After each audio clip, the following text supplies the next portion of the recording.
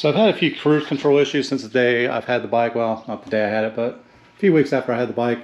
The other thing is I live in a smaller town, so I don't really use the cruise control much. So I called the dealer, which was willing to come back, bring it back, we'll fix it for you. Just never really took the time to do it. I'm getting ready to either sell or trade the bike, so I finally did some digging, tried to figure out how to fix the problem.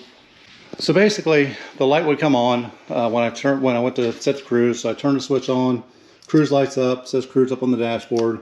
When you actually went to set it, it would never set. So doing some online research and through the blogs and stuff, basically you get everything from a variable speed sensor, the radio sensor, anything. There's a ton of stuff on there that will cause your cruise control to not set.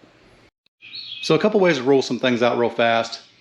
Where the radio has the variable speed control on it, so basically your radio gets louder as you go faster. That's connected to a few sensors also. So there's a wheel speed sensor.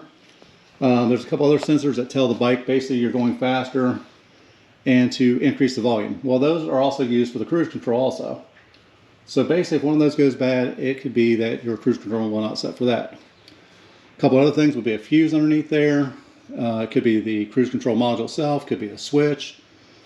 Several things could be. So I rolled out all the obvious. I checked the fuses, which I didn't think it was because I had a light on. Basically the radio still went up and down when I sped up, slowed down. The lights were all on. The buttons seemed to function on here for other features, so I didn't think I had a bad control handle. I checked the rear brake light sensor because I added a flashing rear brake light. And basically if that sensor goes bad, it could be sending a pulse down the line. Basically the bike thinks you're hitting the brake, so it disables the cruise control. That wasn't it. I took off a couple of the other accessories, or disabled the power on them, and checked the grounds on them, make sure I didn't have anything grounded out bad, something I might have done by accident.